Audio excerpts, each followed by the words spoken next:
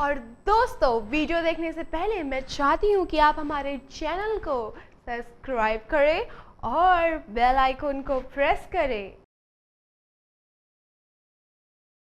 Hello friends, my self C A Santhoshan, I am from Excel educational Institute Raipur.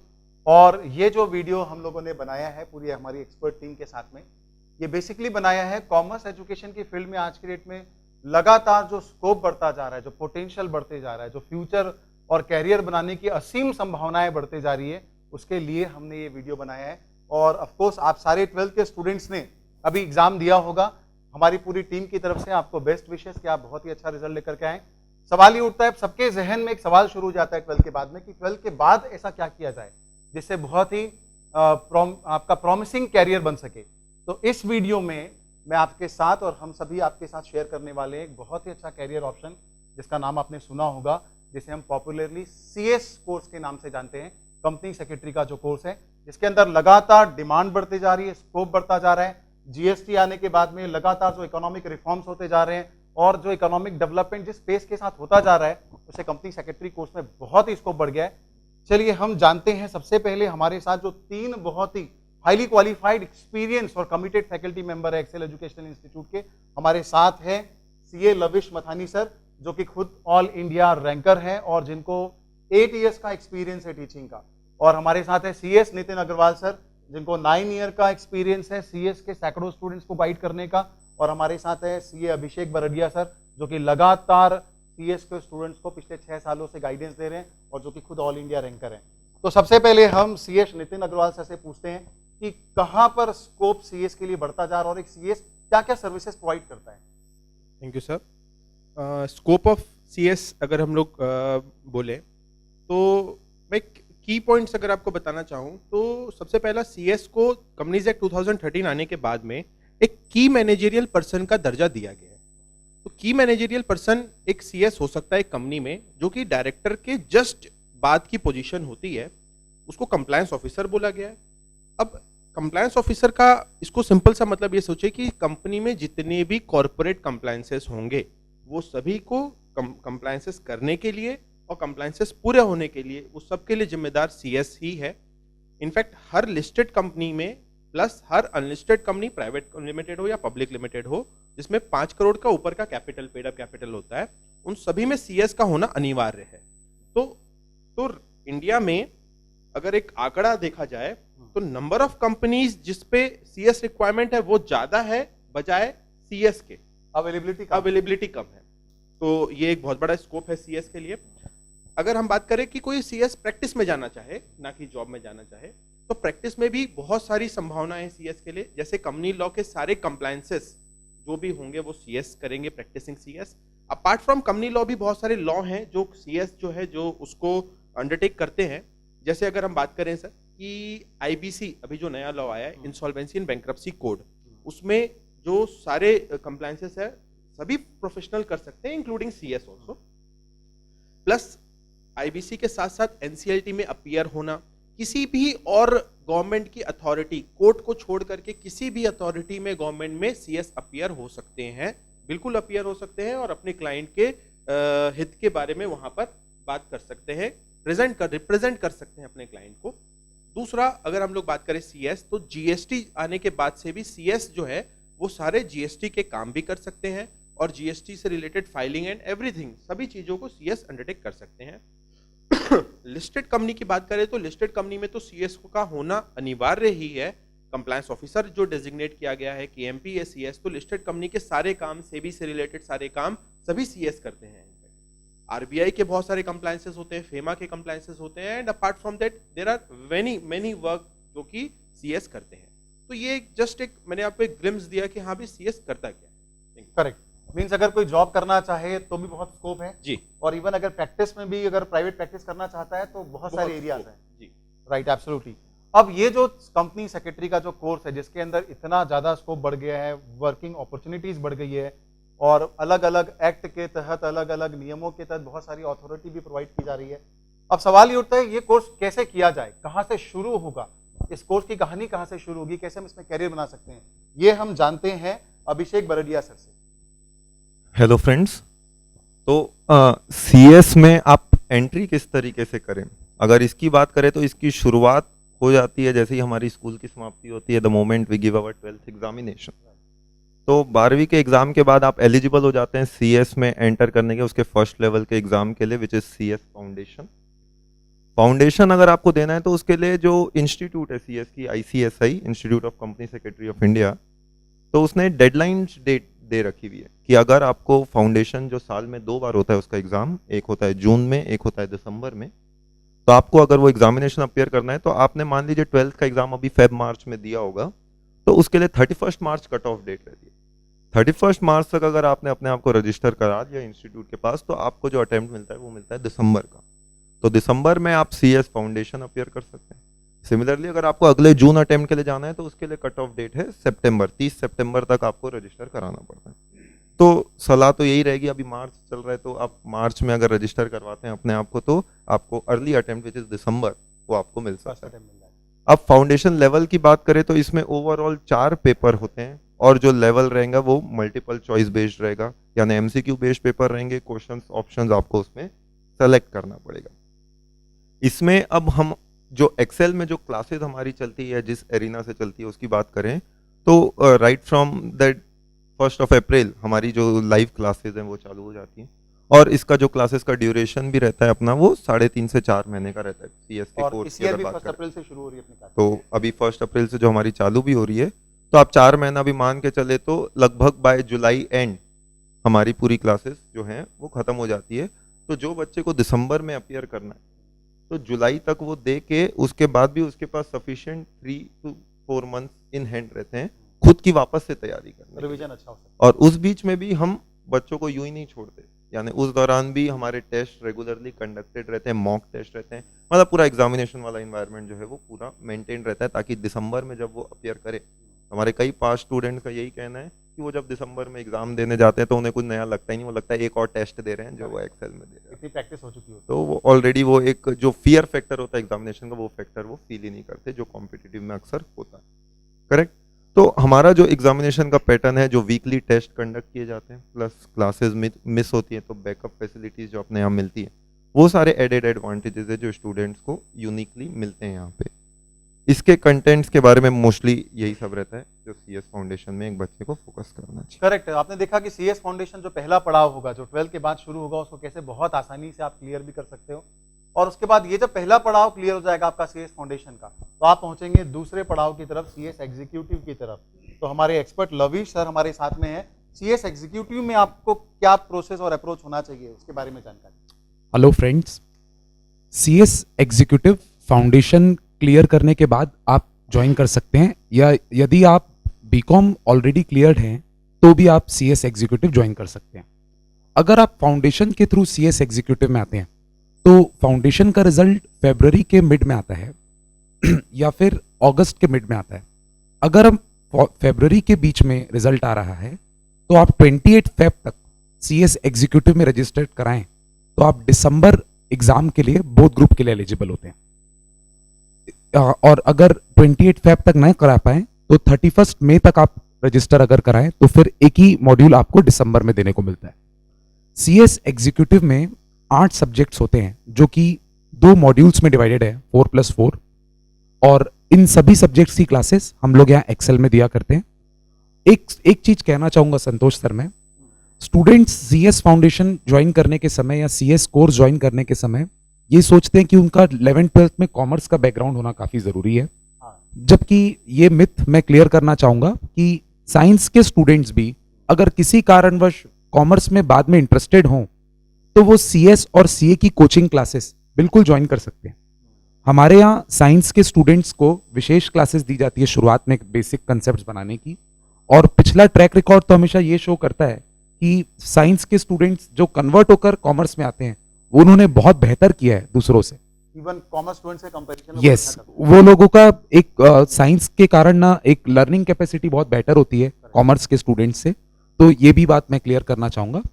Executive में 8 subjects जो appear करते हैं students एक साथ, उन लोग ऑल इंडिया रैंक भी हासिल कर सकते हैं। इसी बात को याद करते हुए एक्सेल में अभी 2018 में हमारी बैच से ही 4 स्टूडेंट्स ने ऑल इंडिया रैंक हासिल किया था, जो कि अपने आप में फर्स्ट इन छत्तीसगढ़ है, I can tell it in record. तो एग्जीक्यूटिव एक बेस देता है। एग्जीक्यूटिव में सभी टाइप के सब्जेक्ट की डिटेल्स हम क्लास में बताएंगे, अभी वीडियो में नहीं बोलना उचित होगा। सभी सब्जेक्ट्स का जो बेस बनता है, जिसके बेस पे प्रोफेशनल की पढ़ाई होती है, इसीलिए एग्जीक्यूटिव सभी स्टूडेंट्स के लिए करियर में बहुत इंपॉर्टेंट होता है। Absolutely correct lavish sir. Actual में आपने एक पॉइंट बहुत सही कहा। जो मैथ्स के बायो के स्टूडेंट, जो 12th के स्टूडेंट है, जो इस वीडियो देख रहे होंगे, उनके लिए बहुत ही गोल्डन अपॉर्चुनिटी, क्योंकि हम लोगों ने देखा है जब नीट में आईआईटी में वो लोग का सिलेक्शन अनफॉर्चुनेटली नहीं हो पाता है, तो ऐसा लगता है कि पूरा ब्लैंक हो गया, लाइफ में कुछ बचा ही नहीं करके। करेक्ट। तो ऐसे स्टूडेंट्स के लिए बहुत गोल्डन अपॉर्चुनिटी है। लोगों को मालूम ही नहीं होता कि वो बाद में कॉमर्स में आ सकते हैं और कॉमर्स के ऐसे बेहतरीन कोर्स कर सकते हैं। ये बहुत अच्छी अपॉर्चुनिटी है कि वो लोग भी 12th के बाद कर सकते हैं।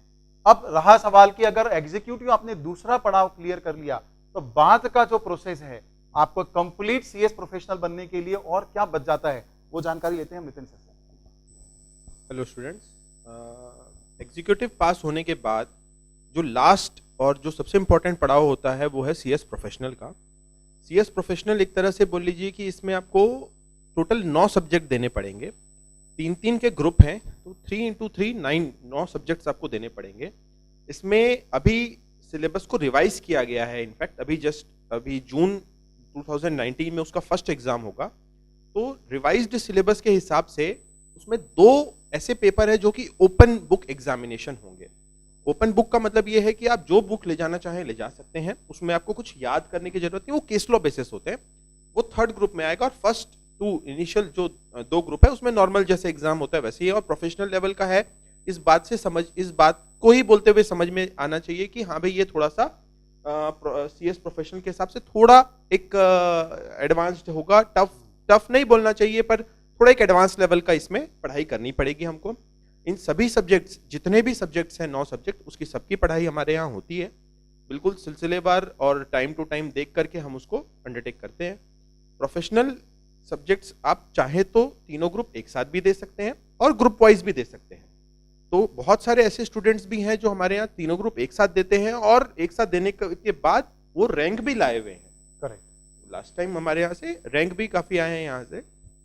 तो प्रोफेशनल जैसे ही आप पास करते हैं तो आप एक तरह से बोल लीजिए कि आप अपने आप को सीएस बोल सकते हैं, बट लिख नहीं सकते। मतलब मैं उसको समझाऊं तो आपको उसके बाद बहुत सारे प्रैक्टिकल ट्रेनिंग भी करने पड़ेंगे। तो आप सीएस बोल तो सकते हैं लेकिन लिख नहीं सकते। मतलब अपने नाम के आगे अगर हमको सीएस लिखना है तो मुझे ट्रेनिंग भी करनी पड़ेगी। जैसे जो होता है एक सीएस के अंडर या किसी कंपनी के अंडर में मुझे ट्रेनिंग करनी पड़ती है।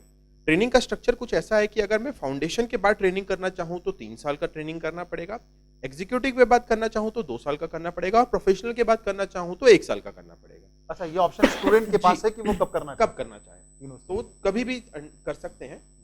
ट्रेनिंग जब चाहे तब वो ट्रेनिंग कर सकते हैं। ट्रेनिंग करने के बाद जो 1 2 3 जब भी जितने भी साल का ट्रेनिंग करने के बाद ऑप्शन जो भी ऐप्ट करने के बाद आपको और भी ट्रेनिंग होती है। 15 दिन की आरओसी ट्रेनिंग होती है, फिर 15 दिन की एमएसओमी ट्रेनिंग होती है, कंप्यूटर ट्रेनिंग, ऐसा 3-4 अलग अलग ट्रेनिंग करने के बाद, सारे ट्रेनिंग को करने के बाद जब आप अप्लाई करेंगे, आपके अप्लाई करने के बाद आपको मेंबरशिप मिलेगा और फिर आप लिख सकते हैं कि हाँ आप सीएस हैं।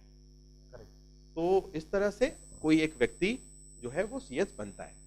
लविश सर, आप कुछ बताना चाहेंगे? एक चीज जोड़ूंगा, अगर स्टूडेंट्स 12th के बाद अगर काउंट करें कि वो कितने ईयर्स में अपना कंपनी सेक्रेटरी का कोर्स कंप्लीट कर सकते हैं, तो उसका एक बेस केस ये है कि लगभग आप 18 ईयर्स के रहते हैं जब आप 12th क्लियर करते हैं, तो फाउंडेशन विद इन 1 ईयर हो जाता है फर्स्ट ईयर में रहते रहते। फिर उसके बाद एग्जीक्यूटिव अगर आप जैसे सब कुछ आपका उचित टाइम पे प्लानिंग से होता है तो 1 साल आप एग्जीक्यूटिव में ले लें और 1.5 साल लगभग आप प्रोफेशनल में ले लें। सभी जोड़कर तकरीबन बीकॉम खत्म होने के 6 महीने बाद तक आप कंपनी सेक्रेटरी कंप्लीट कर सकते हैं। ये मतलब आपके बैचलर कोर्स के साथ ऑल्टरनेट चलेगा। पहले के ज़माने में तो बीकॉम के बाद ये स्पेशलाइज्ड कोर्सेज शुरू हुआ करते थे, तो स्टूडेंट्स आजकल 21 या 22 के एज के मिड में ही अपना ये करियर समाप्त कर सकते हैं, जो कि काफ़ी एडवांटेजेस है एज कम्पेयर टू डॉक्टर्स और साइंस वगैरह की डिग्री से। ये संतोष सर मैं बताना चाहूँगा। बहुत बहुत अच्छा प्लस पॉइंट आपने बताया सर, क्योंकि क्या होता है कि जब लोग कैरियर शुरू करने की इस बारे में सोचते हैं सीरियस होकर के 20 और 21 की एज में, तब तक आप एक कंप्लीट प्रोफेशनल बन के कंपनी सेक्रेटरी की बहुत डिग्निटी वाली डिग्री लेकर के आप लोगों को सर्विसेज देना भी प्रोवाइड कर सकते हैं। और नितिन सर ने भी बहुत अच्छा बताया कि बहुत सारी प्रैक्टिकल ट्रेनिंग करनी पड़ती है। सबका पर्पस ये है कि आप पूरा एक्सपीरियंस लेकर के कि अल्टीमेटली कंपनी सेक्रेटरी सोसाइटी को क्या बेटर सर्विसेज देता है, वो निकल करके इक्विप होकर के फिर सोसाइटी में आप अपनी सर्विसेज देना शुरू कर सको और अब बहुत एक डिग्निटी वाली पोस्ट और पोजीशन होल्डर आप बन सको। और सबसे खास बात, जैसा सर लोगों ने बताया कि देखिए आप 12th के स्टूडेंट्स हैं और 70%, 80%, 90%, 95% स्कोर करते हैं, और आपको जान करके बहुत खुशी होगी कि आपने सुना होगा कि प्रोफेशनल कोर्सेज थोड़ी टफ होते हैं, पर आपको जान के बहुत खुशी होगी कि प्रोफेशनल कोर्स का जो पास करने का क्राइटेरिया है वो हर सब्जेक्ट में सिर्फ 40 मार्क्स आपको चाहिए और एग्रीगेट 50% होना चाहिए। तो आप ऑलरेडी वो जंग जीत कर आ रहे हो जहां पर आपने 80-90% हासिल किया है, और अब आपको प्रोफेशनल कोर्स में सिर्फ 50% लाना है, which is not at all tough for you. इसलिए आप सबको सीएस कोर्स के बारे में जरूर सोचना चाहिए और जरूर करना भी चाहिए। और सवाल ये उठता है कि इतना ग्लोरियस कैरियर जो ऑफर करने वाला जो कोर्स है वो करना चाहिए, पर कहाँ से करना चाहिए? तो Excel educational institute of course हमारी कोचिंग से करना चाहिए। हम क्या कमिटेड और क्या डेडिकेटेड फैसिलिटी प्रोवाइड करते हैं जिससे हर स्टूडेंट का कैरियर बनाने का सपना पूरा हो सके, ये हम जानते हैं लविश से। देखिए सर, हम लोग 2011 से सीएस पढ़ा रहे हैं। हम लोग अपने एक्सपीरियंस के बेस पर मैं आपको वीडियो में कुछ चीज़ें शेयर करूंगा जो आपको सक्सेस प्राप्त करने में बहुत उपयोगी होती है। हमारी क्लास में ये फॉलोइंग फीचर्स हम लोग फॉलो करते हैं। सबसे पहला, जो स्टूडेंट्स को हम मटेरियल से पढ़ाते हैं वो टीचर का खुद का बनाया हुआ मटेरियल होता है।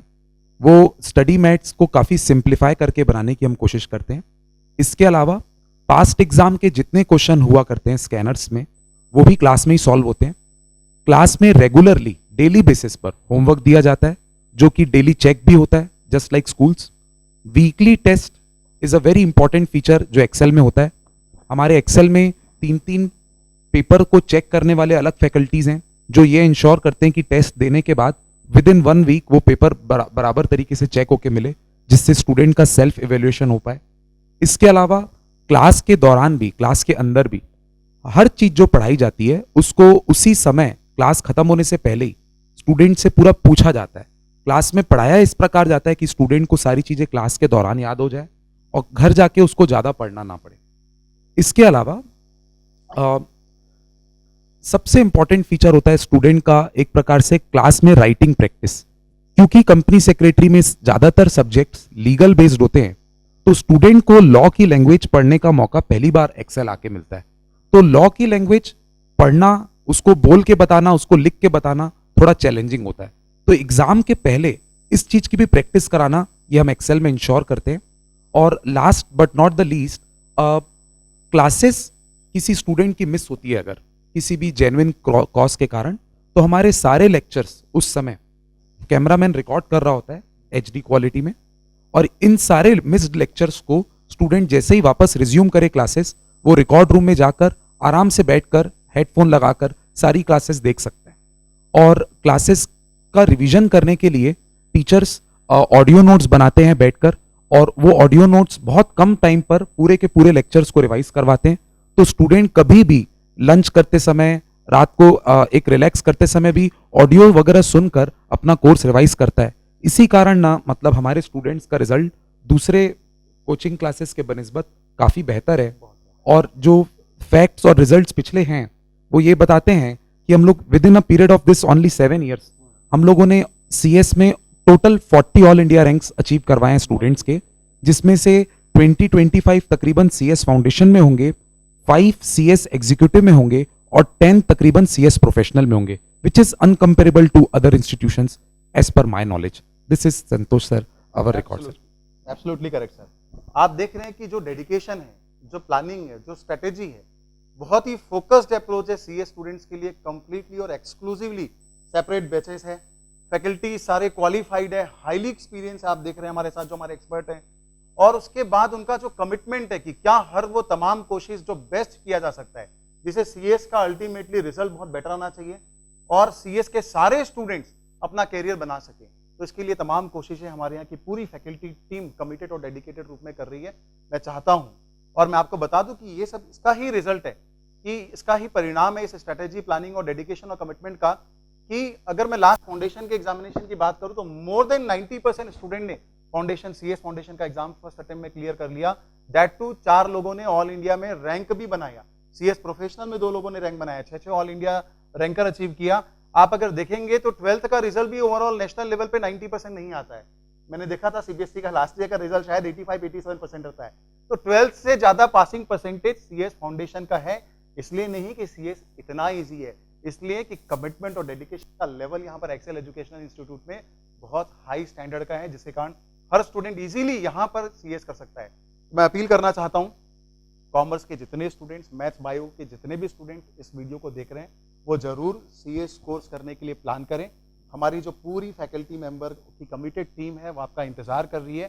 फैसला आपको लेना है, एक कदम आपको बढ़ाना है, और आपका जो ग्लोरियस फ्यूचर है वो आपका वेट कर रहा है।